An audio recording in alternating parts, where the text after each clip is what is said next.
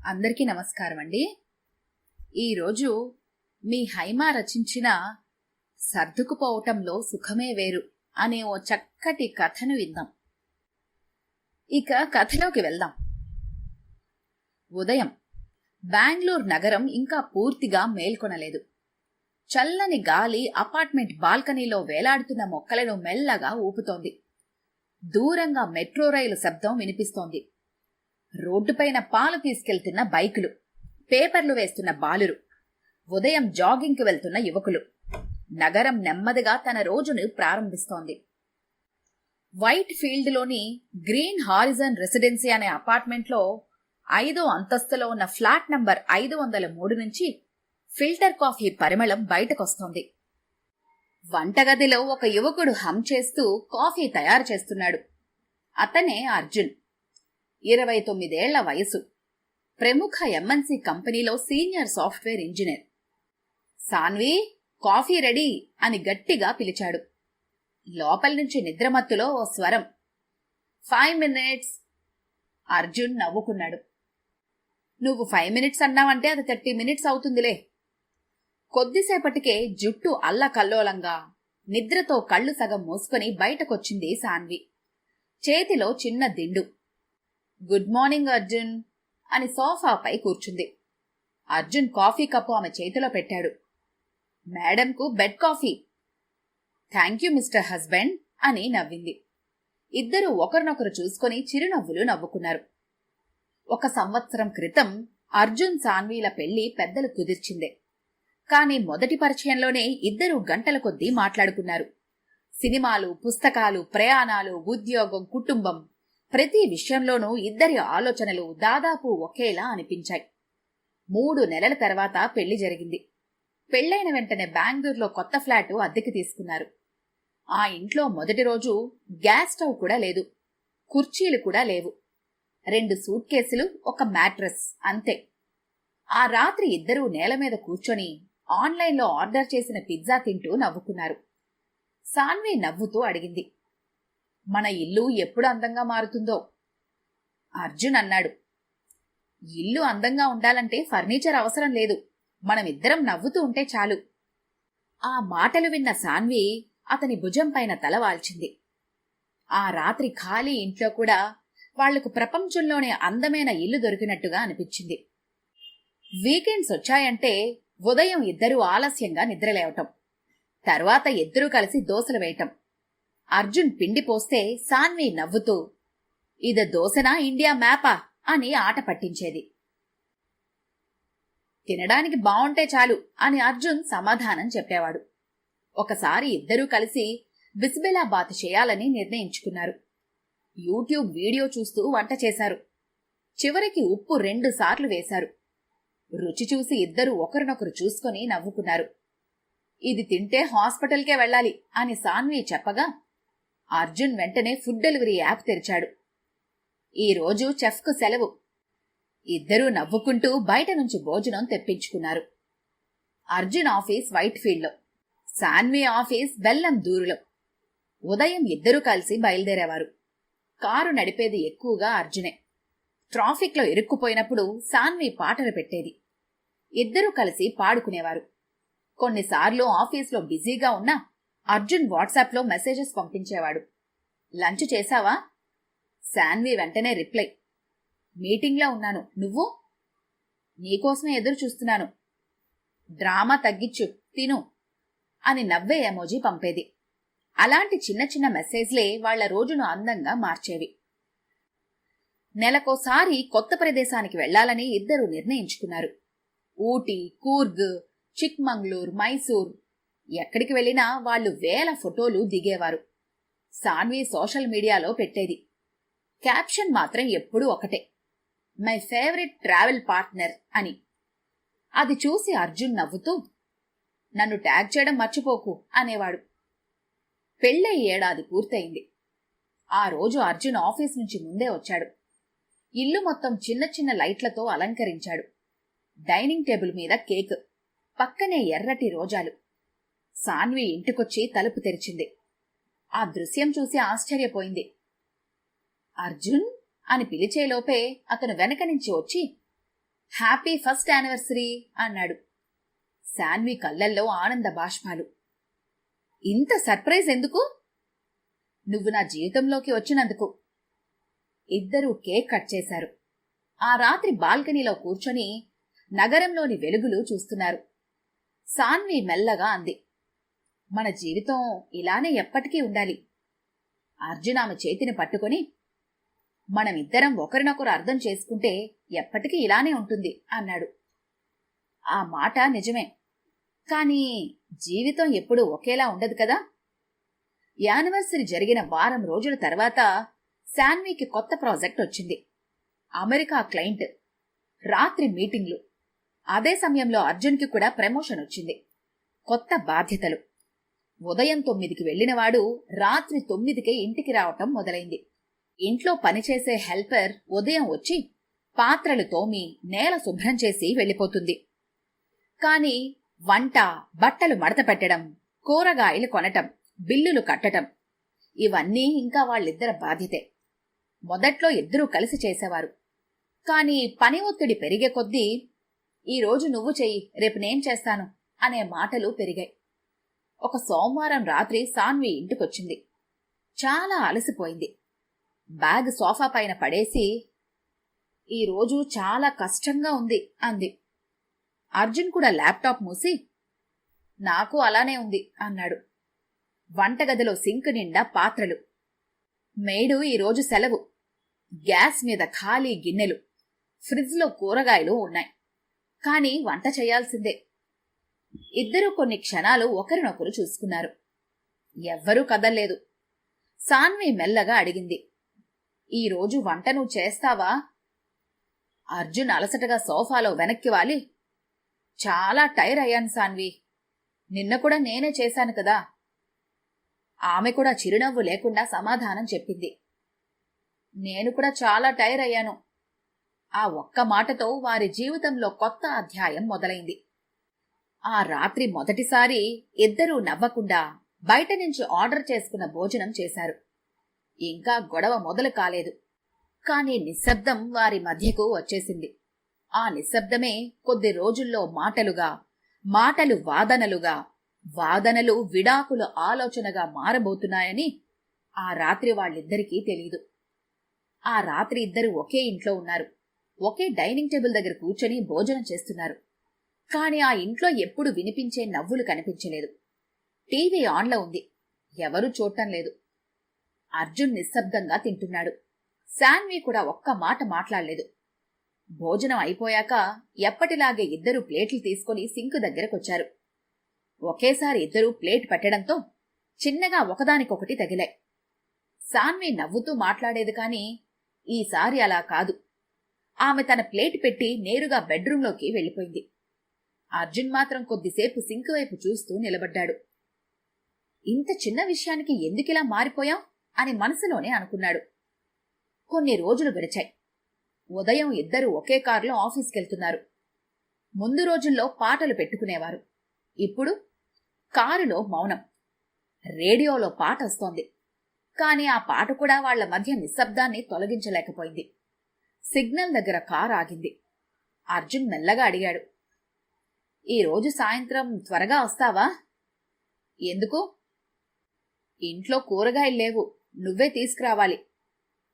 నాకు కుదరదు, నేనీరోజు ఆలస్యంగా వస్తాను, నాకు మీటింగ్ ఉంది. నాకు కూడా మీటింగ్ ఉంది. అంతే. మళ్లీ మౌనం. ఆ రోజు సాన్వికి వరుసగా 4 మీటింగ్లు. Client deadline. లంచ్ కూడా సరిగా చేయలేదు.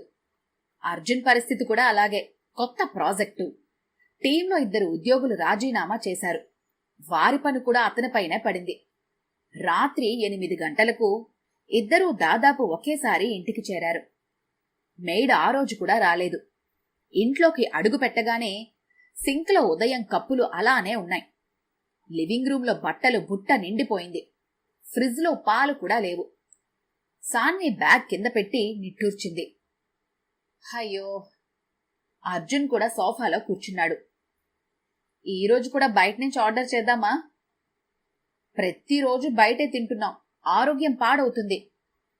అయితే వంట చేద్దాం పదా. ఎవరు చేస్తారు? అన్నాడు అర్జున్ నవ్వుతూ. మనమిద్దరమే. శాన్వి ఒక్కసారిగా సీరియస్ అయింది. ఎందుకెప్పుడు మనమిద్దరం అంటూ ఉంటావు? అర్జున్ కూడా సీరియస్ అయ్యాడు. అంటే నేను కూడా నీలానే ఉద్యోగం చేస్తున్నాను కదా. ఉదయం నుంచి సాయంత్రం వరకు పని చేస్తున్నాను. అయినా ఇంటి పనికొస్తే ఎందుకు ముందుగా నా వైపే చూస్తావు? అర్జున్ ప్రశాంతంగా చెప్పాడు.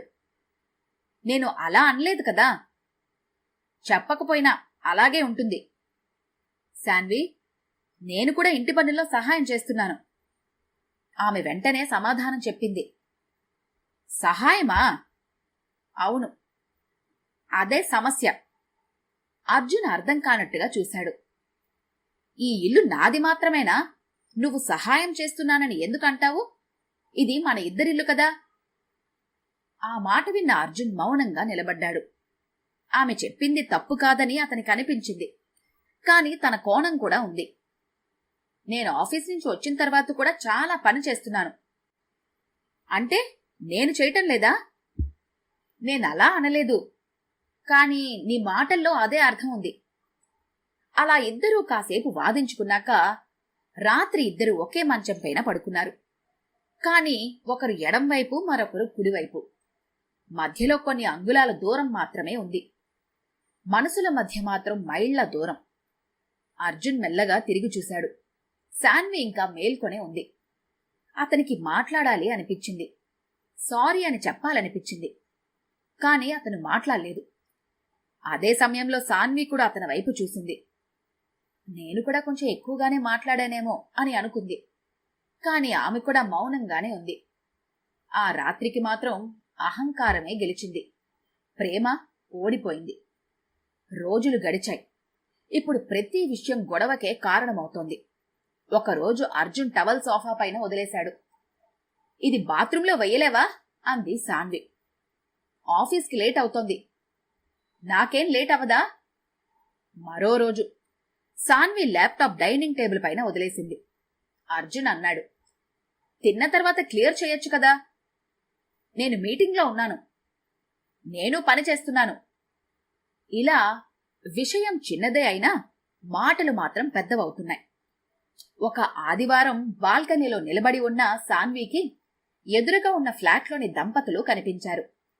భర్త బట్టలు ఆరేస్తున్నాడు. భార్య వంట చేస్తోంది. కొద్దిసేపటికి ఆమె వచ్చి అతనికి టీ ఇచ్చింది. ఇద్దరూ నవ్వుకుంటూ మాట్లాడుకుంటున్నారు. శాన్వి వారిని చూస్తూ అనుకుంది, వాళ్ళు ఎలా అంత ప్రశాంతంగా ఉంటారు? అదే సమయంలో అర్జున్ కూడా వారినే చూస్తున్నాడు. అతని మనసులో కూడా అదే ప్రశ్న. మనం కూడా ఇలానే ఉండేవాళ్ళం కదా. మరుసటి రోజు అర్జున్ ఆఫీస్లో తన సీనియర్ రాజేష్తో మాట్లాడుతున్నాడు. రాజేష్ వయసు 45 ఏళ్లు, 20 ఏళ్ల వివాహ జీవితం. అతను నవ్వుతూ అడిగాడు, ఏమైంది అర్జున్, ఈ మధ్య చాలా డల్గా కనిపిస్తున్నావు? ఏం లేదు సార్. నాకు కూడా పెళ్ళై 20 ఏళ్లయ్యాయి. ముఖం చూస్తే తెలుస్తుంది. అర్జున్ చిన్నగా నవ్వాడు. కొంచెం ఇంట్లో చిన్న చిన్న గొడవలు. రాజేష్ నవ్వలేదు. చాలా ప్రశాంతంగా చెప్పాడు, గుర్తుపెట్టుకో, గెలవాల్సింది భార్య మీద కాదు, సమస్య మీద. ఆ మాట అర్జున్ మనసులో నిలిచిపోయింది. సాయంత్రం అర్జున్ నిర్ణయించుకున్నాడు, ఈ రోజు అస్సలు గొడవ పడకూడదు. ఇంటికి వస్తూ శాన్వికి ఇష్టమైన లిల్లీ పూలు కొనుక్కొచ్చాడు. తలుపు తెరిచాడు. ఇంట్లో శాన్వి ల్యాప్టాప్ ముందు కూర్చుని మీటింగ్లో ఉంది. అతను నవ్వుతూ పూలు ముందుకు చాపాడు. ఆమె చేతితో 1 నిమిషం అని సైగ చేసింది. మీటింగ్ ముగిసేలోపు 10 నిమిషాలు గడిచాయి. పూలు టేబుల్ మీదే ఉన్నాయి. అర్జున్ నిరాశగా కూర్చున్నాడు. మీటింగ్ పూర్తయ్యాక శాన్వి మొదట మాట, గ్యాస్ సిలిండర్ బుక్ చేశావా? అర్జున్ ముఖంలో చిరునవ్వు మాయమైంది. లేదు. ఎందుకు బుక్ చేయలేదు? మర్చిపోయాను. అలా ఎలా మర్చిపోతావు అర్జున్? అర్జున్ ఒక్కసారిగా అసహనంగా అన్నాడు. నువ్వు బుక్ చేయొచ్చు కదా. నేనా? అవును. అయితే నీకు పూలు కొనటానికి టైం ఉంది, గ్యాస్ బుక్ చేయటానికి మాత్రం టైం లేదా? ఆ మాటతో మళ్లీ గొడవ మొదలైంది. టేబుల్ మీద ఉన్న లిల్లీ పూలు ఎవరూ తాకలేదు. వాటి పరిమళం గదిలో ఉంది. కాని వారి జీవితంలో మాత్రం ఆ రోజు కూడా సువాసన రాలేదు. ఆ రాత్రి ఇద్దరూ అలసిపోయి కూర్చున్నారు. చాలాసేపు ఎవరూ మాట్లాడలేదు. చివరకు సాన్వి మెల్లగా అంది, ఇలా రోజు గొడవ పట్టం కంటే మన ఇద్దరం కొంతకాలం విడిగా ఉంటే మంచిదేమో. అర్జున్ ఆమె వైపు చూశాడు. ఆ మాట విన్న అర్జున్ గుండె ఒక్కసారిగా భారమైంది. కాని అతని నోటి నుంచి వచ్చిన మాట, బహుశా అదే మంచిదేమో, నాకు అలానే అనిపిస్తుంది. ఆ మాట చెప్పిన వెంటనే ఇద్దరికీ బాధేసింది. కాని ఎవ్వరూ వెనక్కి తీసుకోలేదు. ఆ రాత్రి బెడ్రూంలో లైట్ ఆఫ్ అయింది. కాని ఇద్దరి కళ్లకు నిద్ర రాలేదు. ఒకే ప్రశ్న, మన ప్రేమ ఎక్కడికి పోయింది? జవాబు మాత్రం ఇంకా ఎవరికీ దొరకలేదు. శనివారం ఉదయం సాన్వి వంటగదిలో కాఫీ తయారు చేస్తోంది. అర్జున్ బాల్కనీలో నిలబడి ఫోన్లో మాట్లాడుతున్నాడు. అవును సార్, సోమవారం వచ్చేస్తాను అని కాల్ ముగించాడు. ఇద్దరూ ఒకే ఇంట్లో ఉన్నా మాటలు మాత్రం అవసరమైనంత వరకు మాత్రమే. అప్పుడే డోర్ బెల్ మోగింది. టింగ్ టాంగ్. అర్జున్ తలుపు తీశాడు. తలుపు ఎదుట 2 పరిచయమైన ముఖాలు. ఒకరి చేతిలో చిన్న సూట్ కేస్, మరొకరి చేతిలో గ్రామం నుంచి తెచ్చిన పళ్లబుట్ట. నాన్నా, అమ్మా!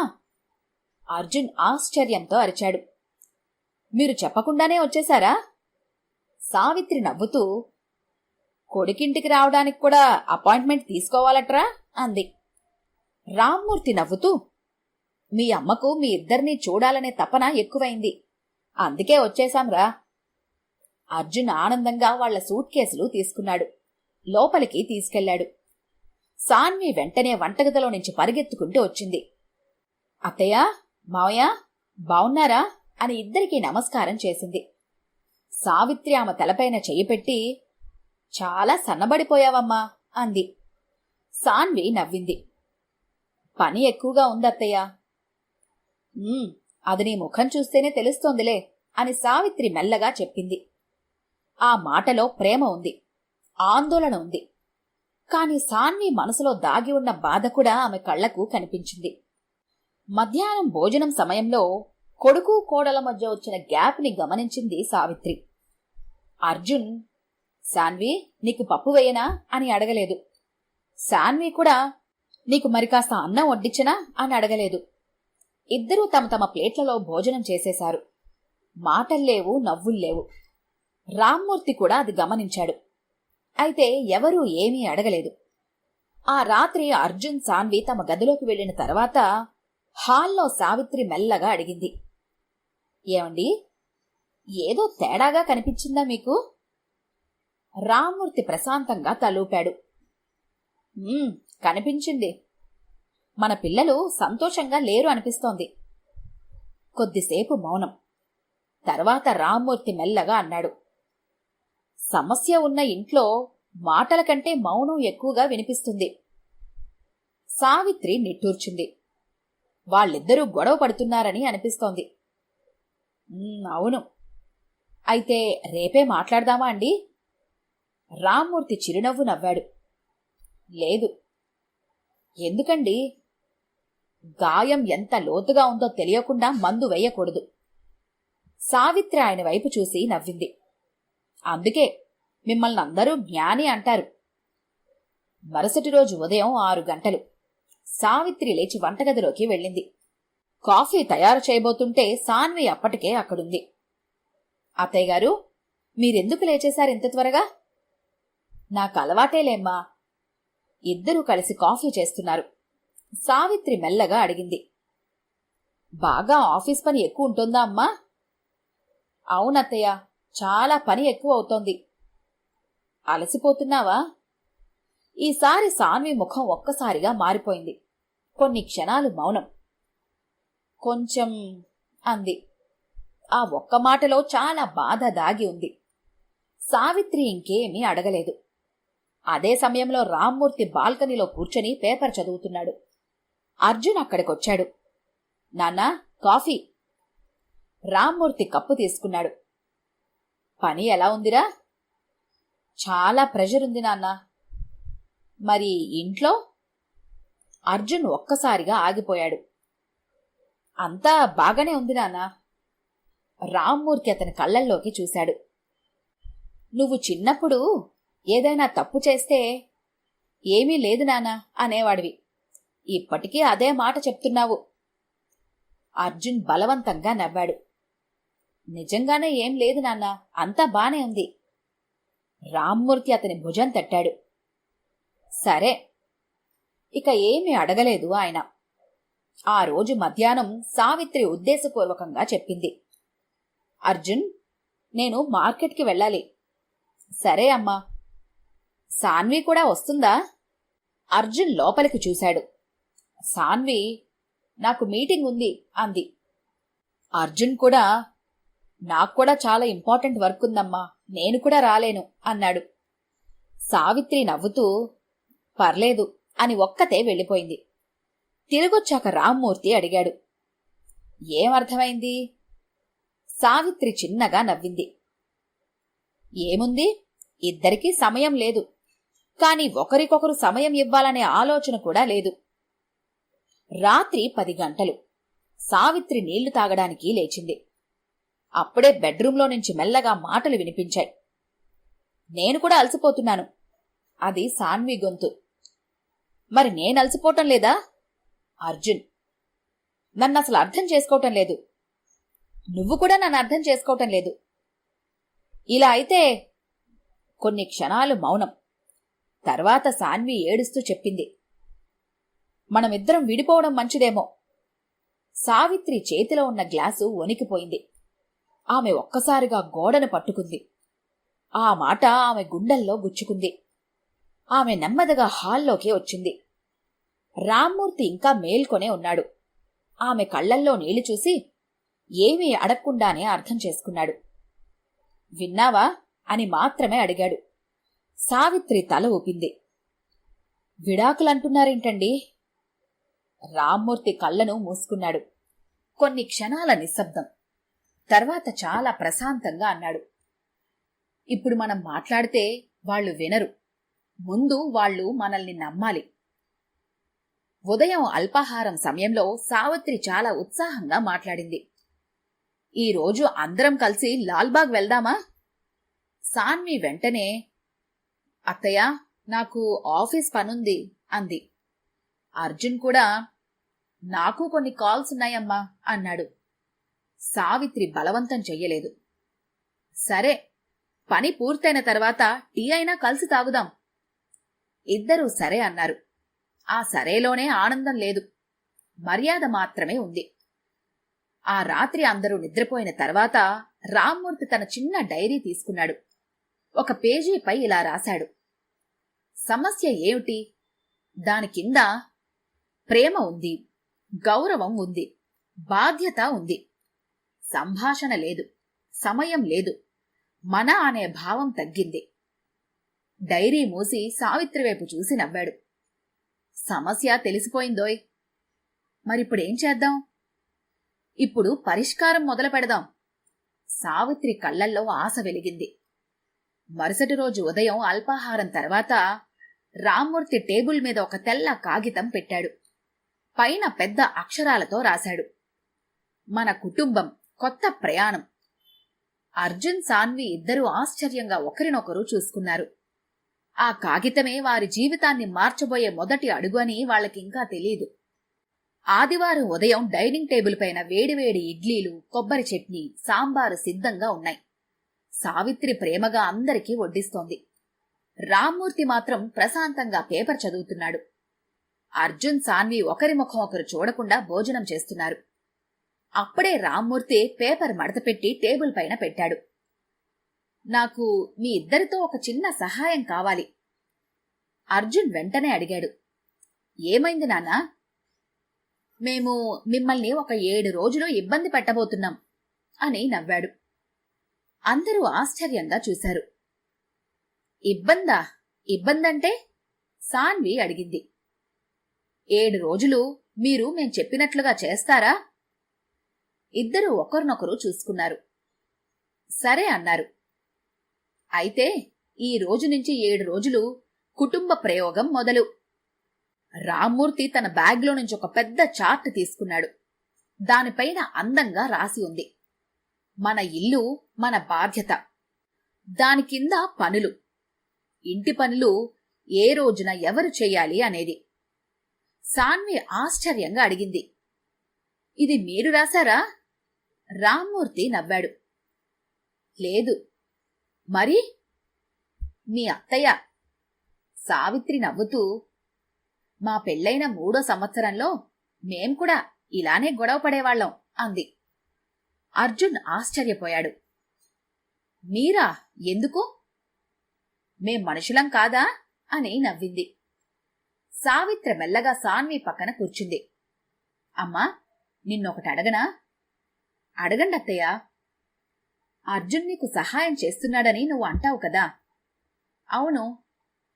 అదే మాట ఇక నుంచి మీ ఇంట్లో ఉండకూడదు. సాన్వి ఆశ్చర్యంగా చూసింది. ఎందుకు? సావిత్రి మెల్లగా నవ్వింది. ఇది అతని ఇల్లు కూడా.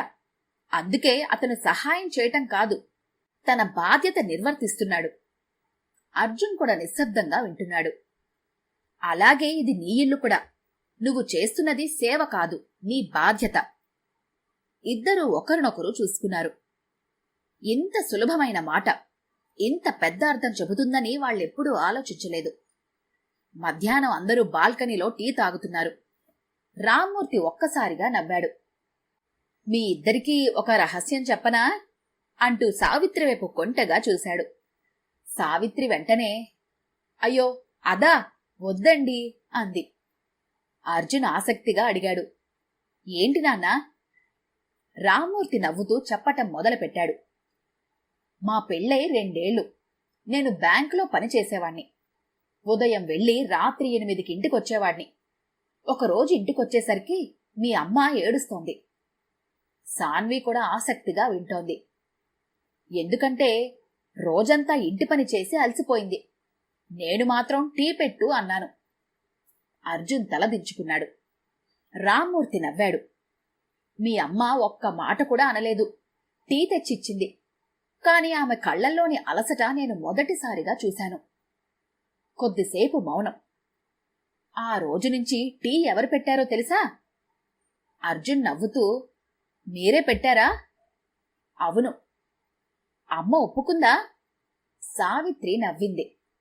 మొదట్లో ఒప్పుకోలేదు. మగవాళ్లు వంటగదిలోకి రావద్దు అనేదాన్ని. రామ్మూర్తి నవ్వుతూ అన్నాడు. భార్యకు టీ పెట్టిన రోజు నేను చిన్నవాడిని కాలేదే. మా కుటుంబం పెద్దదైంది. ఆ మాట విన్న అర్జున్ చాలాసేపు మౌనంగా కూర్చున్నాడు. మరుసటి రోజు ఉదయం అలారం మోగింది. సాన్వి లేవబోతుంటే అర్జున్ ఆమెను ఆపాడు. ఈరోజు నాన్నగారిచ్చిన చార్ట్ ప్రకారం కాఫీ నా డ్యూటీ అని నవ్వాడు. సాన్వి ఆశ్చర్యపోయింది. నువ్వు పడుకో, నేను చూసుకుంటాను అన్నాడు. సాన్వి ఎన్నో రోజుల తర్వాత ప్రశాంతంగా మరో 10 నిమిషాలు నిద్రపోయింది. ఆమె లేచేసరికి వంటగదిలో నుంచి కాఫీ వాసనొస్తోంది. సావిత్రి మెల్లగా నవ్వుకుంది. చూశారా, ఇంట్లో మొదటి మార్పు మొదలైంది అని భర్తకు చెబుతూ. ఆ రోజు సాయంత్రం సావిత్రి సాన్వితో అంది, రామ్మా, కొంచెం అలా బయటికి వెళ్దాం. ఎక్కడికత్తయ్యా? నడుస్తూ మాట్లాడుకుందాం. ఇద్దరూ అపార్ట్మెంట్ పార్క్లో నడుస్తున్నారు. కొన్ని నిమిషాలు ఇద్దరూ మౌనంగా ఉన్నారు. తర్వాత సావిత్రి అడిగింది, సాన్వి, నిజం చెప్పు, నీకు అర్జున్ మీద కోపమా? సాన్వి వెంటనే తలూపింది. లేదు. మరి? అతను నన్ను అర్థం చేసుకోవటం లేదు అనిపిస్తోంది. అతను నిన్ను ప్రేమించటం లేదా? సాన్వి ఒక్కసారిగా ఆగిపోయింది. కొన్ని క్షణాలు ఆలోచించింది. ప్రేమిస్తున్నాడు. మరి? కాని అలసిపోయి ఇంటికొచ్చిన తర్వాత నేను కూడా మనిషిని అని మర్చిపోతాడు. ఆ మాట చెప్పేటప్పుడు సాన్వి కళ్లల్లో నీళ్లు మెరిశాయి. సావిత్రి ఆమె చేతిని పట్టుకుంది. అమ్మా, మగవాళ్లు చాలాసార్లు ప్రేమను మాటల్లో చెప్పలేరమ్మా, బాధ్యతల్లో చూపిస్తారు. కాని అది భార్యకు అర్థమయ్యేలా చెప్పడం కూడా వాళ్ళు నేర్చుకోవాలి. అదే సమయంలో రామ్మూర్తి, అర్జున్ అపార్ట్మెంట్ గార్డెన్లో కూర్చున్నారు. అర్జున్, చెప్పండి నాన్నా. సాన్వికి ఎప్పుడైనా కోపం వస్తుందా? వస్తే ఎందుకు కోపడుతుంది? చిన్న చిన్న విషయాలకే కోప్పడుతుంది నాన్న. అవి నీకు చిన్న విషయాలు కావచ్చు, ఆమెకు పెద్దవైతే. అర్జున్ మౌనంగా ఉన్నాడు. రామ్మూర్తి మెల్లగా అన్నాడు, గుర్తుపెట్టుకో, ప్రతి గొడవ వెనుక కోపం ఉండదు. కొన్నిసార్లు నన్ను అర్థం చేసుకో అనే మౌన విజ్ఞప్తి కూడా ఉంటుంది. ఆ మాట అర్జున్ గుండెల్లో దిగిపోయింది. ఆ రాత్రి భోజనం అయిపోయింది. చార్ట్ ప్రకారం పాత్రలు కడిగే బాధ్యత అర్జున్ది. అతను నిశ్శబ్దంగా పనిచేస్తున్నాడు. సాన్వి వచ్చి, నేను తుడుస్తాను అంది. అర్జున్ నవ్వుతూ, కలిసి చేద్దాం అన్నాడు. చాలా రోజుల తర్వాత ఇద్దరూ ఒకే వంటగదిలో ఒకరినొకరు చూసుకొని చిన్నగా నవ్వుకున్నారు. ఆ నవ్వు చిన్నదే, కాని సావిత్రి రామ్మూర్తి కళ్లల్లో అది పెద్ద విజయంలా కనిపించింది. నిద్రపోయే ముందు రామ్మూర్తి ఇద్దరినీ పిలిచాడు. ఒక ప్రశ్న అడుగుతాను, ఏమీ అనుకోరు కదా? అడగండి. మీరిద్దరూ విడాకులు తీసుకుంటే సమస్య పోతుందా? ఇద్దరూ మౌనంగా ఉన్నారు. లేదా ఈ సమస్య మరో రూపంలో మీ జీవితంలో మళ్లీ వస్తుందా? ఆ ప్రశ్నకు ఇద్దరి దగ్గర సమాధానం లేదు. ఎందుకంటే మొదటిసారి వాళ్లు సమస్యను కాదు, తమ ఆలోచనలను పరిశీలించటం మొదలుపెట్టారు. ఆ రాత్రి సాన్వి నిద్రపోయే ముందు డైనింగ్ టేబుల్ పైన ఉన్న మన ఇల్లు మన బాధ్యత అనే చార్ట్ను చూసింది. ఆమె మెల్లగా తన వేలితో ఒక మాటపైన గీత గీసింది. సహాయం. దాని పక్కన కొత్తగా రాసింది భాగస్వామ్యం. ఆ ఒక్క పదమే వారి జీవితంలో మొదలైన నిజమైన మార్పుకి తొలి అడుగైంది. వారం రోజులు ఇంట్లో వాతావరణం కొద్దిగా మారింది. ముందులా పెద్దగా గొడవల్లేవు, కాని మనసుల్లో ఉన్న గోడలు ఇంకా పూర్తిగా కూలిపోలేదు. సాన్వి నవ్వుతోంది. అర్జున్ కూడా మాట్లాడుతున్నాడు. కాని ఆ నవ్వుల్లో పాత ఆనందం మాత్రం ఇంకా కనిపించడం లేదు. సావిత్రి అది గమనించింది. రామ్మూర్తి కూడా గమనించాడు. సోమవారం ఉదయం అర్జున్ ఫోన్ మోగింది. స్క్రీన్ పైన ఒక పేరు, అడ్వకేట్ ప్రకాష్. అర్జున్ కొంచెం దూరంగా వెళ్లి మాట్లాడాడు. హలో సార్, మీరు పంపిన వివరాలొచ్చాయి. అట్నుంచి అడ్వకేట్. ఈ శుక్రవారం ఫ్యామిలీ కౌన్సిలింగ్ ఉంది, ఇద్దరూ తప్పకుండా రావాలి. ఓకే సార్ అంటూ ఫోన్ పెట్టేశాడు. అతను ఫోన్ పెట్టేసరికి వెనక నిలబడి ఉన్న రామ్మూర్తి కనిపించాడు. అర్జున్ ఒక్కసారిగా తడబడిపోయాడు. నాన్నా? రామ్మూర్తి ప్రశాంతంగా అడిగాడు. విడాకుల విషయమా? అర్జున్ కళ్లల్లో నీళ్లు తిరిగాయి. మొదటిసారి అతను తండ్రి ముందు తల ఉంచాడు. అవును నాన్నా. ఎప్పటినుంచి? దాదాపు నెల రోజులైంది. రామ్మూర్తి ఒక్క మాట కూడా అనలేదు. అతను అర్జున్ భుజంపైన చెయ్యవేసి, సాయంత్రం మాట్లాడుకుందాం అన్నాడు. సాయంత్రం రామ్మూర్తి అన్ని సావిత్రికి చెప్పాడు. ఆమె కొన్ని క్షణాలు మాట్లాడలేకపోయింది. మన పిల్లలు ఇంత పెద్ద నిర్ణయం తీసుకునేంత బాధలో ఉన్నారా అని కన్నీళ్లు పెట్టుకుంది. రామ్మూర్తి మెల్లగా అన్నాడు, ఏడవకు, ఇప్పటికీ ఆలస్యం కాలేదు. ఆ రాత్రి నలుగురు డైనింగ్ టేబుల్ దగ్గర కూర్చున్నారు. చాలాసేపు ఎవరూ మాట్లాడలేదు. చివరకు రామ్మూర్తి నిశ్శబ్దాన్ని చెరిపాడు. నాకు ఒకటే తెలుసుకోవాలి అని ఉంది. ఇద్దరూ ఆయన వైపు చూశారు. మీరిద్దరూ ఇంకా ఒకరినొకరు ప్రేమించుకుంటున్నారా? ప్రశ్న చాలా సులభం, కాని సమాధానం చెప్పడానికి ఇద్దరికీ కళ్లల్లో నీళ్లొచ్చాయి. ముందుగా సాన్వి మాట్లాడింది. ప్రేమిస్తున్నాను. అర్జున్ కూడా వెంటనే అన్నాడు, నేను ప్రేమిస్తున్నాను. రామ్మూర్తి చిరునవ్వు నవ్వాడు. అయితే విడిపోవాలి అనుకుంటున్నది మీ మనసు కాదు, మీ అలసట. ఆ మాట విన్న వెంటనే ఇద్దరూ ఒకరినొకరు చూసుకున్నారు. ఇంతకాలం వాళ్లు ఈ కోణంలో ఆలోచించలేదు. ఈరోజు మా జీవితంలో జరిగిన ఒక విషయం చెబుతాను అని ప్రారంభించాడు ఆయన. మా పెళ్ళై 10 ఏళ్లయింది. అప్పుడు నీకు8 ఏళ్లు, నీ చెల్లికి 5 ఏళ్లు. అర్జున్ ఆసక్తిగా వింటున్నాడు. బ్యాంకులో నాకు ప్రమోషన్ వచ్చింది. పని చాలా పెరిగింది. ఉదయం వెళ్లి రాత్రి 10 గంటలకు వచ్చేవాడిని. ఒకరోజు ఇంటికొచ్చేసరికి మీ అమ్మ ఒంటరిగా కూర్చొని ఏడుస్తోంది. సావిత్రి చిరునవ్వుతో తలదించుకుంది. నేనడిగాను ఏమైంది అని. ఆమె చెప్పిన మాట, ఈ రోజుకి కూడా నేను మర్చిపోలేదు. రామ్మూర్తి గొంతు కాస్త బరువైంది. నాకు మీ డబ్బు అవసరం లేదు. రోజుకి 10 నిమిషాలైనా నాతో ప్రేమగా మాట్లాడే భర్తే నాకు కావాలి. హాల్లో నిశ్శబ్దం. సాన్వి కళ్లల్లో నీళ్లు. అర్జున్ తల దించుకున్నాడు. ఆ రోజు నాకు ఒక విషయం అర్థమైంది. కుటుంబాన్ని డబ్బు నిలబెట్టదు, సమయం నిలబెడుతుంది. సావిత్రి తన గదిలోకి వెళ్లి ఒక చిన్న కవర్ తీసుకొచ్చింది. సాన్వి, ఇది నేను నిన్న రాత్రి నీకోసం రాశాను. సాన్వి ఆశ్చర్యంగా తీసుకుంది. కవర్ తెరిచింది. లోపల ఒక తెల్ల కాగితం. నా ప్రియమైన కోడలు సాన్వికి, నువ్వు మొదటిసారి మా ఇంటికొచ్చిన రోజు భయపడుతూ గుమ్మం దాటావు. ఆ రోజు నేను మనసులో ఒక మాట అనుకున్నాను, ఇక నుంచి ఈ అమ్మాయి నవ్వుకు నేను బాధ్యురాల్ని అని. అమ్మా, భార్యగా ఉండటం చాలా కష్టం, ఉద్యోగం చేయటం కూడా కష్టమే. ఈ రెండింటినీ ఒకేసారి మోయడం ఇంకా కష్టం.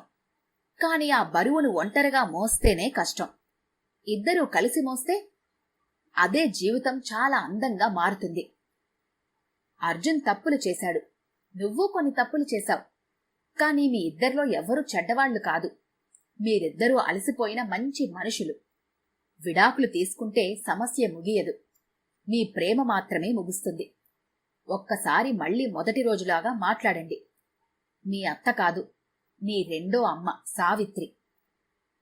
ఆ లేఖ చదివేసరికి సాన్వి ఏడుస్తూ సావిత్రిని గట్టిగా హత్తుకుంది. అత్తయ్య, నేను మీలాంటి అత్తను పొందటం నా అదృష్టం. సావిత్రి ఆమె తల నిమురుతూ, అత్త కాదు, అమ్మ అంది. అర్జున్ మెల్లగా లేచాడు. సాన్వి దగ్గరకొచ్చాడు. నన్ను క్షమించు. నేను నీ మాటలు వినేవాణ్ణి, కాని నీ మనసుని వినలేకపోయాను. నువ్వు నేను కూడా అలసిపోతున్నానన్న ప్రతిసారి నేను దాన్ని ఫిర్యాదుగా విన్నాను. అది సహాయం కోసం చేసిన పిలుపు అని అర్థం చేసుకోలేదు. సాన్వి కన్నీళ్లు తుడుచుకుంది. నేను తప్పు చేశాను. నువ్వు చేసే చిన్న చిన్న ప్రయత్నాలు చూడకుండా నువ్వు చెయ్యని వాటినే చూస్తూ వచ్చాను. ఇద్దరూ ఒకరి చేతిని ఒకరు పట్టుకున్నారు. చాలా రోజుల తర్వాత ఆ స్పర్శలో మళ్లీ పాత అనుబంధం కనిపించింది. శుక్రవారం ఇద్దరు కౌన్సిలింగ్కి వెళ్లారు. కౌన్సిలర్ ప్రశాంతంగా అడిగింది, మీరిద్దరూ ఇంకా విడాకులు కావాలి అనుకుంటున్నారా? అర్జున్ సాన్వి వైపు చూశాడు. సాన్వి అర్జున్ వైపు చూసింది. కొన్ని క్షణాలు ఎవరూ మాట్లాడలేదు. తర్వాత అర్జున్ చిరునవ్వు నవ్వాడు. లేదు మేడం. సాన్వి కూడా నవ్వింది. మాకు విడాకులు కాదు, కొత్త ఆరంభం కావాలి. కౌన్సిలర్ ఆనందంగా ఫైలు మూసేసింది. ఈ రోజు నేను చూసిన అత్యంత మంచి నిర్ణయం ఇదే. ఇద్దరూ ఇంటికి తిరిగొచ్చాక డైనింగ్ టేబుల్ మీద ఉన్న పాత చార్ట్ను అర్జున్ తీసుకున్నాడు. దాని కింద కొత్తగా ఒక వాక్యం రాశాడు. ఈ ఇంట్లో గెలిచేది ఎవ్వరూ కాదు, గెలిచేది మన బంధం. సాన్వి ఆ వాక్యం చదివి చిరునవ్వుతో అతని చేతిని పట్టుకుంది. సావిత్రి, రామ్మూర్తి ఒకరినొకరు చూసుకొని ప్రశాంతంగా నవ్వుకున్నారు. వాళ్లకు తెలుసు, ఇప్పుడు ఈ ఇంటికి మళ్లీ వెలుగొచ్చింది అని. 1 సంవత్సరం తర్వాత బెంగళూరులో మరో అందమైన ఉదయం. Green Horizon residency, flat number 503. అదే ఇల్లు, అదే గోడలు, అదే బాల్కనీ. కాని ఆ ఇంట్లో వాతావరణం మాత్రం పూర్తిగా మారిపోయింది. ఉదయం 6 గంటలు. వంటగదిలో అర్జున్ ఆప్రాన్ వేసుకుని కూరగాయలు తరుగుతున్నాడు. డైనింగ్ టేబుల్ దగ్గర సాన్వి ల్యాప్టాప్ తెరిచి ఆఫీస్ ప్రెజెంటేషన్ చూస్తోంది. వంటగదిలో నుంచి అర్జున్ గట్టిగా అన్నాడు, సాన్వి, కాఫీలో చక్కెర ఎంత వేయాలి? సాన్వి నవ్వుతూ, నీకు ఎంతిష్టమో అంతే వేయి. అది నీ కప్పు. అయితే 1 స్పూను. అర్జున్ వెంటనే నవ్వాడు. చూడు, ఇప్పుడు అడగడం నేర్చుకున్నాను. సాన్వి కూడా నవ్వింది. నేను కూడా చెప్పడం నేర్చుకున్నాను. ఇద్దరి మాటలు విని హాల్లో కూర్చున్న సావిత్రి, రామ్మూర్తి ఒకరినొకరు చూసుకుని ముసిముసిగా నవ్వుకున్నారు. ఇప్పుడు వారి ఇంట్లో ఒక చిన్న వైట్ బోర్డు ఉంది. దానిపైన పెద్ద అక్షరాలతో ఇలా రాసి ఉంది, మన ఇల్లు మన బాధ్యత. కింద సోమవారం అర్జున్ బ్రేక్ఫాస్ట్, మంగళవారం సాన్వి, బుధవారం ఇద్దరూ కలిసి, గురువారం బయట భోజనం, శుక్రవారం సినిమా నైట్, శనివారం ఇంటి శుభ్రత, ఆదివారం కుటుంబ సమయం.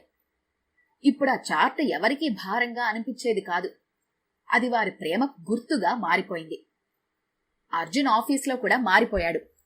ఒకరోజు కొత్తగా పెళ్లైన తన సహోద్యోగి వికాస్ బాధగా కూర్చొని ఉన్నాడు. ఏమైంది అని అడిగాడు. వికాస్ నిట్టూర్చాడు. సార్, ఇంట్లో చిన్న చిన్న గొడవలు. అర్జున్ చిరునవ్వుతో అన్నాడు. ఒక కాఫీ తాగుదాంరా. క్యాంటీన్లో కూర్చొని రామ్మూర్తి చెప్పిన అదే మాట చెప్పాడు. భార్య మీద గెలవకు, సమస్య మీద గెలువు. వికాస్ ఆశ్చర్యంగా చూశాడు. ఎవరు చెప్పారు సార్? అర్జున్ కళ్లల్లో గర్వం మెరిసింది. మా నాన్న. సాన్వి కంపెనీలో ఒక మహిళా ఉద్యోగి ఏడుస్తూ కనిపించింది. ఏమైంది అని అడిగింది సాన్వి. ఉద్యోగం, ఇంటి పని రెండూ చేయలేకపోతున్నాను అని ఆ అమ్మాయి ఏడ్చింది. సాన్వి చిరునవ్వుతో చెప్పింది. ఒంటరిగా చేయడానికి ప్రయత్నించకు. అంటే? భర్తతో మాట్లాడి పనిని పంచుకో. తర్వాత నవ్వుతూ, ఇది నా జీవితమే నాకు నేర్పింది అంది. ఆ రోజు వారి పెళ్లి 2వ వార్షికోత్సవం. ఈసారి సర్ప్రైజ్ ఇద్దరూ కలిసి ప్లాన్ చేశారు. ఇంటిని అందంగా అలంకరించారు. స్నేహితులు, పక్కింటి వారు అందరూ వచ్చారు. మధ్యలో సావిత్రి, రామ్మూర్తిని కూర్చోబెట్టారు. అర్జున్ మైక్ తీసుకున్నాడు. ఈరోజు మా పెళ్లి వార్షికోత్సవం. కాని ఈరోజు నిజానికి మా కుటుంబం మళ్లీ పుట్టినరోజు. అందరూ చప్పట్లు కొట్టారు. తరువాత సాన్వి మైక్ తీసుకుంది. ఆమె గొంతు కాస్త వణికింది. 1 సంవత్సరం క్రితం నేను చాలా పెద్ద తప్పు చేయబోయాను. హాల్లో నిశ్శబ్దం. విడాకుల సమస్యకు పరిష్కారం అనుకున్నాను. అర్జున్ ఆమె వైపు ప్రేమగా చూశాడు. కాని మా అత్తగారు నాకు జీవితాన్ని కొత్తగా చూపించింది అని చెబుతూ సావిత్రి దగ్గరకు వెళ్ళింది. ఆమె చేతులు పట్టుకుని అందరి ముందు చెప్పింది. ఈమె నా అత్త కాదు, నా రెండో అమ్మ. సావిత్రి కళ్లల్లో నీళ్లు. సాన్వి కొనసాగించింది. నాకు డిగ్రీలు నేర్పింది కాలేజే కాని సంసారం ఎలా నడపాలో నేర్పించింది మా అత్తగారే. ఆ మాట విన్న ప్రతి ఒక్కరూ చప్పట్లు కొట్టారు. సావిత్రి లేచి సాన్విని గట్టిగా హత్తుకుంది. ఇక చివరగా అందరూ రామ్మూర్తి గారిని మాట్లాడమని కోరారు. రామ్మూర్తి నెమ్మదిగా లేచాడు. మైక్ పట్టుకున్నాడు. నేను పెద్ద ప్రసంగం చెయ్యను అన్నాడు. ఒకే ఒక్క కథ చెబుతాను. అందరూ నిశ్శబ్దంగా వింటున్నారు. ఒక రైతు 2 ఎద్దులతో పొలం దున్నేవాడు. ఒకరోజు ఒక ఎద్దు వేగంగా లాగుతోంది. మరో ఎద్దు నెమ్మదిగా నడుస్తోంది. రైతు వేగంగా లాగుతున్న ఎద్దును కొట్టలేదు. నెమ్మదిగా నడుస్తున్న ఎద్దును కూడా తిట్టలేదు. రెండింటినీ ఒకే వేగంలో నడిపించాడు. కొద్దిసేపు ఆగి చిరునవ్వుతో అన్నాడు. భార్యాభర్తలు కూడా అంతే. ఒకరు ముందుకు పరిగెత్తితే మరొకరు చెయ్యి పట్టుకోవాలి, వెనక్కి లాక్కూడదు. హాల్లో ఒక్కసారిగా చప్పట్లు మార్మోగాయి. రాత్రి అందరూ వెళ్లిపోయారు. సావిత్రి, రామ్మూర్తి కూడా మరుసటి రోజు ఊరికి వెళ్లడానికి సూట్ కేసులు సర్దుకుంటున్నారు. సాన్వి పరిగెత్తుకుంటూ వచ్చింది. అమ్మా అని పిలిచింది. ఏమైంది? మీరు ఇంకో 2 రోజులుండండి. సావిత్రి నవ్వింది. ఇక మా పని అయిపోయింది. ఎందుకు? ఇప్పుడు మీ ఇంటికి మా అవసరం లేదు. రామ్మూర్తి వెంటనే అన్నాడు. అవసరం ఉంటుంది, కాని సమస్యలు తీర్చడానికి కాదు, మనవళ్లతో ఆడుకోవడానికి అని నవ్వాడు. అందరూ పెద్దగా నవ్వుకున్నారు. సాన్వి సిగ్గుతో తలదించుకుంది. మరుసటి రోజు రైల్వే స్టేషన్. రైలు బయలుదేరబోతోంది. సావిత్రి కిటికీలో నుంచి చెయ్యి ఊపుతోంది. సాన్వి చేతులు పట్టుకుని ఏడుస్తోంది. మీరు మాకిచ్చింది సలహా కాదు, జీవితం. సావిత్రి ఆమె నుదుటిపైన ముద్దు పెట్టుకుంది. సంతోషంగా ఉండండి.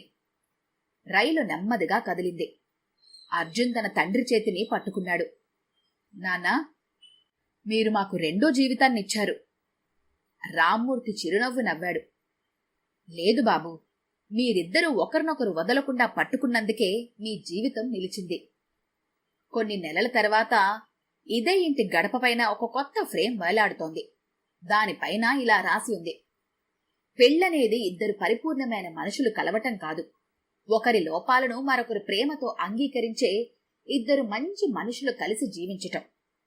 దాని కింద సాన్వి తన చేత్తో ఇంకో వాక్యం రాసింది. ఇంటి పని ఎవరి బాధ్యతో కాదు, ఇంటి ఆనందం ఇద్దరి బాధ్యత.